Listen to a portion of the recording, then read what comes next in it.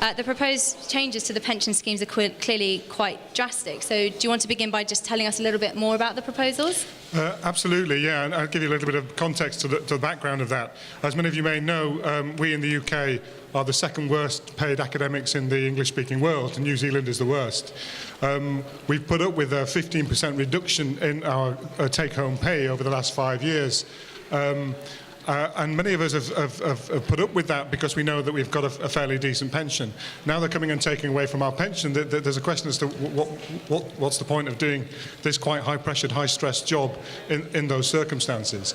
A couple of independent reports have come out in favour of the union. The Times Higher Education said that academics, like Mark mentioned, might lose up to £20,000 a year with these cuts to pensions. But do you feel that most students understand why you're taking this action? Even though you've explained that background, do you feel they understand why you've chosen a marking boycott as your form of industrial action rather than a strike? We have those discussions amongst ourselves. When we were balloted on whether we would take part in a strike as well as a marking boycott. So we do have a mandate to go on strike if needs be. We opted to take a marking boycott because, in fact, a strike and a series of strikes are much more disruptive. They take you out of the classroom, they take you out of lecture theatres. They actually get in the way of the process of a curriculum. Hi, I'm Torge. My question is about all the international students affected by this. It seems to me, as a school rep for a lot of international students, that international students come from very different backgrounds and have very different ways of understanding the conflict. A lot of the students don't come from systems where conflicts like these are usual. Do you think you could do any more to communicate to these students why they aren't getting their marks? We do everything we can to communicate with students. That one of the problems we've got is that we don't have an email address for all students. We're not allowed to do that. And so all we can do is I can send out messages to union members and recommend that they send them to their students. One of the things that concerns us about international students, of course, is that some people are here on visas. And so there's a limit to the point at which they need their results and what have you. And what I would say is that even though the boycott is meant to behave 100% the same everywhere, that people are employing discretion in some areas. And that's just down to the individual at different times. So, for example, students that have got PhD vivas with only a month left on their visa, it would be very hard for the boycott to be sustained in those kinds of contexts. But of course, it's the threat of the boycott being sustained that has the effect, that has the impact. So it's a matter of balancing some very, very difficult ethical decisions that have to be made. So even though the boycott is theoretically blanket, we have to make a balanced approach in each and every instance. Because at the end of the day, it's about putting pressure on and making that pressure effective. It's not about being punitive, it's not about punishing, it's not about trying to hurt students. It's, on the contrary, we would like students to support us. So we need to have a kind of give and take on a lot of those issues. I think communication would ensure that more students do support your action, because if they don't understand why, as you've explained to us here, but look, this small portion of the university that's come, and I think if maybe they understood the background reasons, they would be more likely to support it, and then maybe that could get an end to the boycott sooner for us. I agree. Hello, I'm Ramon. I was just wondering, if it does take a prolonged amount of time for this boycott to achieve its means, will it then be recognised the effect that it might have directly on students' grades? So will there be mitigating circumstances? Will it be recognised that, for example, I've had no feedback this year and may then have to go into my exams not knowing what grade I'm at? Will there be any means of addressing that? Yes, it should be recognised, and those things are very important, and they matter to us, of course. Remember, we're the people that have the relationship with the students. We were the ones on the streets protesting the fees. We're the ones who care about that kind of thing, and our job is education. And your learning is at the heart of what we do and why we're here. So that does matter. But in a way, those are questions for the university. The contract is with the university. The university is legally obliged to make sure that you get your degrees. So they've got to bring it. If they cause, well, let's put it this way, if they cause the boycott to continue in any way or to be reignited, then they also have to find the solution to make sure that you get what you need. At the end of the day, it's not only the university's core business. It's the bit of our job that we love the most. Is that engagement with students and the relationship between students learning and our research. I think I'd like to go back also just to revisiting how the decision was made to do a marking boycott and not a strike. Sure. Would you mind elaborating on that a little more? Yeah, absolutely.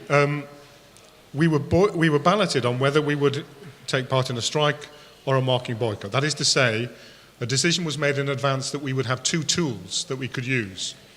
What was then decided was a marking boycott is going to be more effective in terms of putting pressure on the negotiating process to make sure that that they had behaved with integrity. Because a series of strikes causes quite significant damage to curricula without necessarily forcing that hand. But something that is ongoing and continuous is more likely to do that. So that's why that decision was made. What we then said also was that we would use strikes if universities started to threaten to dock 100% of pay.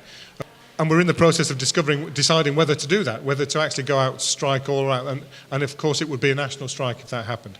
But that was put as a backup, as a way of saying, hang on a minute, if you decide to do this, we will then go further. But my feeling is that a strike is more a gesture. It's more a way of going out and banging a drum and speaking down a megaphone and making a point. But it comes and goes quickly, doesn't put the pressure on, and causes quite a lot of disruption, especially if you have 2 or 3 days of strike. But you said that the UCU were balloted on whether to do a marking boycott or a strike. Yeah. How? Not either or. No, not either Yeah. or, but which, you know. Yeah. But what other possibilities has UCU explored? Have they, I mean, you can see the impact that it is having on students. Have they thought of any other alternatives that would, instead of damaging a student's education, be able to hit the university? We've looked at all possibilities, and anything that you look at, any other alternative you look at, you can find nothing that would have any impact.